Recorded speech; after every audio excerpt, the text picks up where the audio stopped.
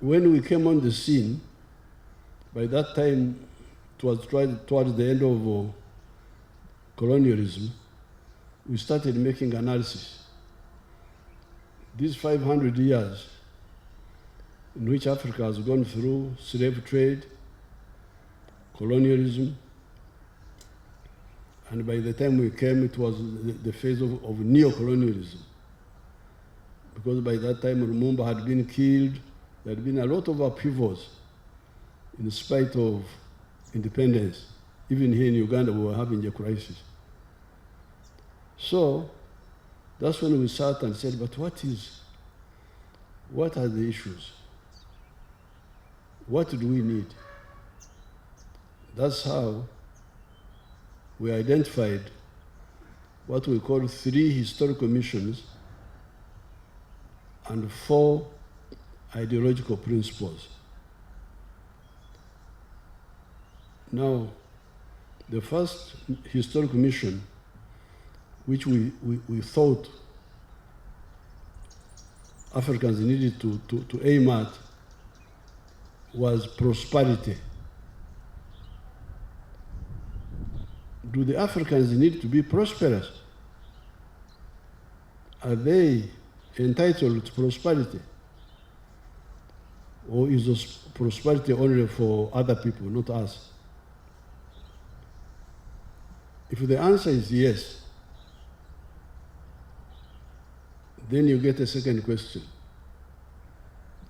If you say prosperity, Africans are entitled to prosperity, where does prosperity come from? Does it come from begging other countries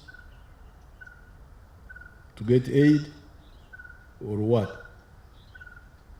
Now our answer was no. You cannot get prosperous from aid. Because if you could get prosperity from aid, Africa would now be very rich. Because we've been getting aid, but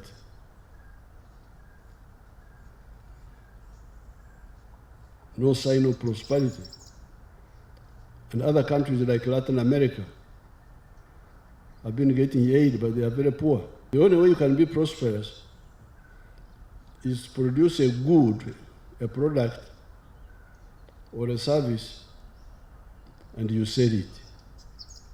If that is the case, then who will buy that good or service? And we analyzed that. So we found that the trade between the tribal areas and Kampala, the country, the national level, was more important than the trade within the tribes. You go to Rome,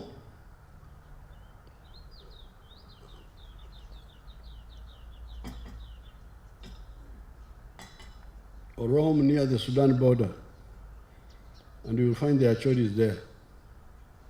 Do you know how Achoris look like? So with this study, we said, you people,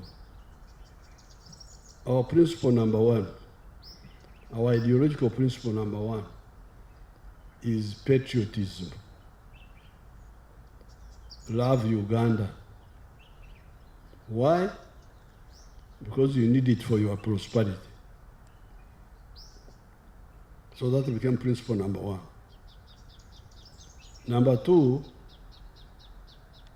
we discovered that the milk we are producing is now 5.4 billion liters. But within Uganda, we are consuming only 800 million liters.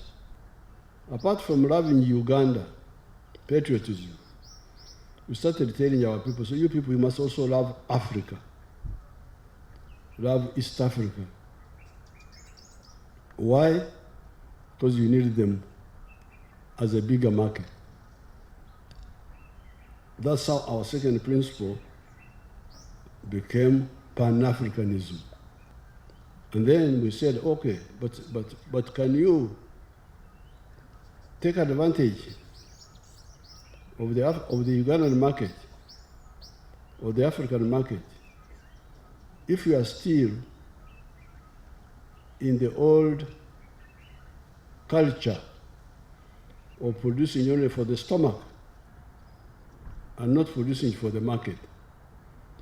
Even if the market is there, the one of Uganda is there, the one of East Africa is there, the one of Africa is there, how will you benefit? So that's why we added a third principle, socio-economic transformation. You must, all the families in Uganda must undergo socio-economic transformation. Must go from using the muscle, because this is a traditional way of working, muscle power, or sometimes using the muscle of the cows, animal muscle, to do work. This is the problem of Africa. Manual muscle, human muscle to do work. Cooking. The fourth one is democracy. Now all these, the four, are to support the other historical mission number one, which is what? Which is what? Prosperity for our people. With these four, patriotism, love Uganda, why you need it, Pan-Africanism, love Africa, why you need it for your other market, socio-economic transformation, and democracy. We can achieve prosperity. So this is historical mission number two, ensuring our strategic security through political integration, ensuring our prosperity through economic integration. Now finally is a question. By the way, these people we are trying to unite. Are you aware that they are either similar or linked? Either similar or linked.